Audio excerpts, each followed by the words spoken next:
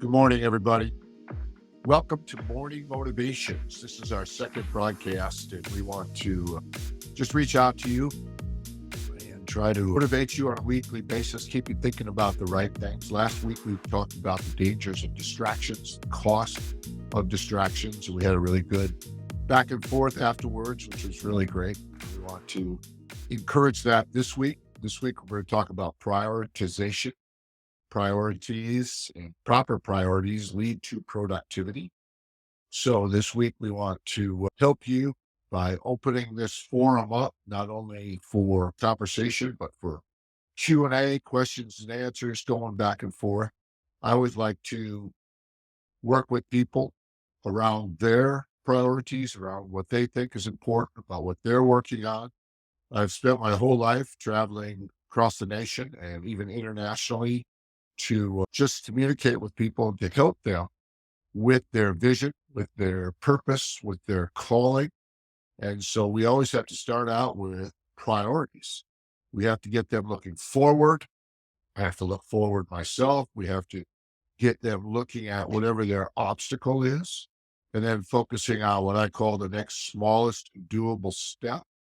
And in order to keep them looking forward rather than focusing on all the negatives, I get them being thankful. And then I ask them to visualize in a simple way, but a detailed way, what a miracle would look like or the end result would look like from the beginning of what they're doing. So prioritizing begins with sometimes we take a little bit of an inventory. We look back a little bit, how our last year has gone, how our last month has gone, how our last week has gone, how we spent our time, how we spent our money. And then I always ask people to do a little inventory about how they have felt about all that, how they feel about how they spent their time. How do they feel about how they spent their money? How do they feel about how they've even done that inventory? It's important that you're aware of your time, your money, and your emotions. So as I always work on these prioritizations, proper prioritizations will lead to productivity. So I've already given you a couple of grids here. I call it the 5 questions. What would you do if you knew you would succeed is my first question. And I say that to myself, but it's also a good way to formulate a conversation with your friends and with what you're going through. Last night I had the opportunity to go to a dinner for Yale football. I played Yale football at Yale back in the 70s and early 80s. Actually, 1980 was my last season. And a lot of the teams that have come, and how it's 43 years since I played that year. But a lot of the younger guys were there, and we were honoring a couple of key mates that are basically gone to heaven now. They're passed away, but we honored them at this dinner, and we were spending time together. But a lot of our conversations were around motivational one-liners that came from friends that helped us to make quality life choices. One of the guys there was Eric Johnson, and he's married to Jessica Simpson. And Eric played for the San Francisco 49ers. He talked about one of the honorees, Pete Mazza, and he was saying how Pete helped him to make the decisions that led him to train and to improve himself to the point where he could be quality NFL player. And he ended up leading even the San Francisco 49ers in receptions one year and had a great career in the NFL. Other people were talking about their key friendships, their key relationships, and their key conversations that they had with their friends and how they helped them to prioritize. You never know. And this is probably the main point of what I want to talk to you about this morning. You never know how important that one conversation is going to be, that one encouragement coming your way or coming from you to somebody. So when I talk about priorities, I think about the relationships that I have in my life. I think about my wife. I think about my daughter, my grandson now. I'm babysitting right now from my granddaughter's house, which is where I am right now. but I think about what I can do on a daily basis to prioritize those relationships, to prioritize pouring encouragement into my most productive people in my life. And again, it goes towards productive in the area of time, productive in the area of money, of course, and then productive in the area of happiness or how I feel. And so you got to think about that because you want to remove as much as possible any toxicity, negativity, or dissonance. That doesn't mean that you don't face your problems, doesn't mean that you ignore your problems, but you don't major on them. You recognize them. That's where the second question comes in. The first question, what would you do if you knew you would succeed? What are my obstacles? Is the second question. So I look at those problems, but I don't obsess on them. And I'm aware of how I feel about them. Because if I feel overly negative about them, if they're extremely painful, those obstacles, then I will shut down. Then I will not want to think about it. Then I will procrastinate. And you don't want to do that. You want to manage those emotions right at the snap, right at the beginning of it, so that you can think about it and then go to your next question, which is what's my next smallest doable step? Or how do I get over that obstacle? Sometimes you go around that obstacle. Sometimes you have to go through the obstacle by facing it, confronting someone about a decision they have made or a neglect they have caused towards you or whatever. But you have to at least approach it and then get back to what you're thankful for. So, how do you get thankful? For me, I think about the key people in my life. I think about God. I'm thankful for God. God loves me. I think about my wife. Thankful for my wife. My wife loves me. I think about my daughter, she loves me, my grandson, etc. And then I get into that place. I think about my experiences to a certain extent. I learned this then, and I know this now. And then I think about those key business contacts. When I was at dinner last night, a graduating senior hasn't landed a job yet. It's time for him to land a job, but I was able to put him in touch with a friend of mine, and it might lead to a job. Prioritizing these types of encouraging conversations, these types of things it produces. People see that you're generous and they want to be generous towards you. People see that you prioritize relationships, you prioritize people. And it comes back to just powerful things. People don't want to know that you're a brilliant guy. They want to know that you care about what they're going through. And if they do, then they're going to be more likely to speak well of you. They're going to be more likely to want to open doors for you. Because if you're doing that, seed time and harvest, it just will turn right around for you. So I want to give you those 5 questions. What would you do if you knew you would succeed? What's your obstacle? What's your next smallest doable step? What are you thankful for?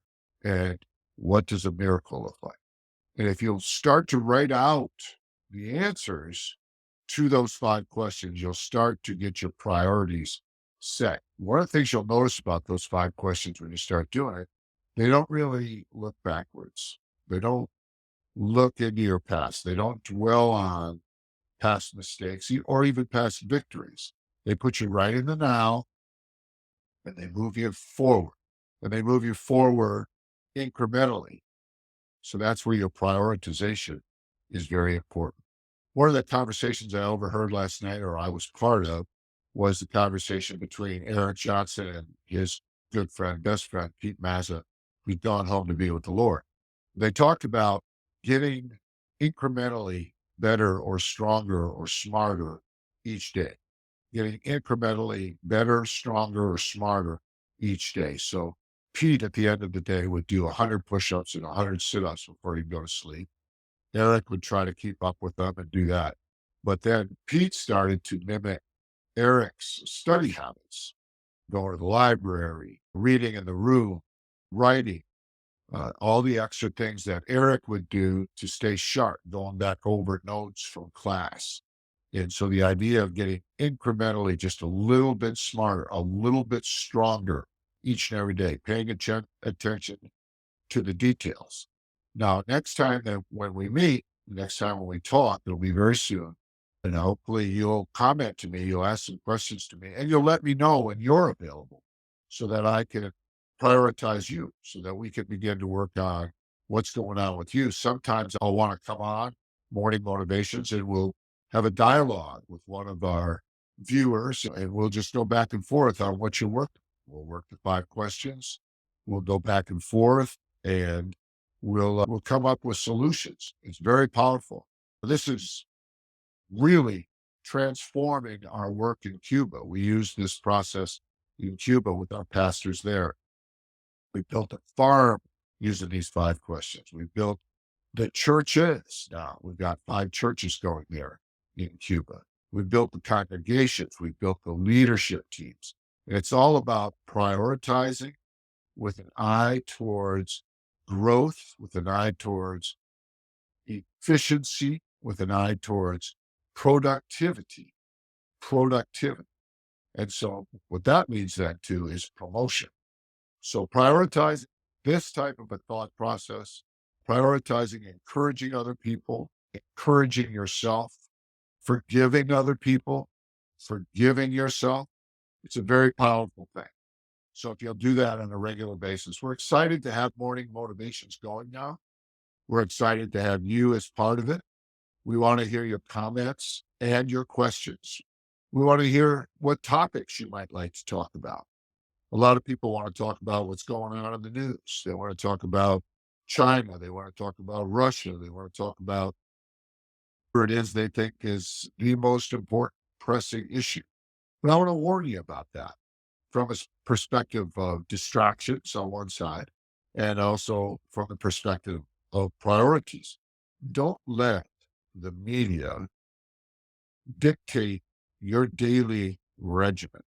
You have to have a personal daily regimen that doesn't include all the things that you can't really directly affect. So you want to have a daily regimen that hits your spiritual life. So you want to have quiet time. You want to have prayer time. You want to have a daily regimen where you make improvement physically every day. You want to be drinking good water. You want to be getting out and walking or doing some exercise. You want to get the right amount of sleep mentally. You want to be reading and learning emotionally. You want to be reaching out to people that make you laugh, that you make laugh. You want to stay close to people that appreciate you. I always say, go where you're celebrating, not where you're tolerating. You want to develop social influence. Like I was out with that football squad last night, but I also on Monday night was gathering Christian leaders from across the nation to discuss business ideas. And so I do this on a regular basis on purpose. Last week on Tuesday night, I was having a bunch of people together talking about what they're working on in their ministries. Yesterday in the morning, I was talking with one of my chief disciples, Janaea, and we were working on her company. So I prioritize those relationships on a regular basis, and I make note of it because I learned through all of that. So I want to thank you again for joining us on Morning Motivations with Dan Stratton. This is a new concept for us. We're excited to have you as part of it. We hope to hear from you, comments, questions, thoughts, all the good stuff that's going on out there.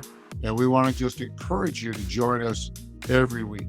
We will lock into a time, but we're also trying to stay a little bit flexible. So bear with us. Let us know what times are good for you so that we can include you. And if you have questions, seriously, I will prioritize you. I will prioritize your question. So let me remind you as a little bit of a review.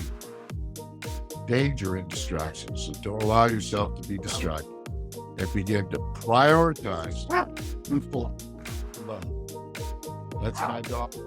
I'm sorry, though. God bless you. We'll talk to you very, very, very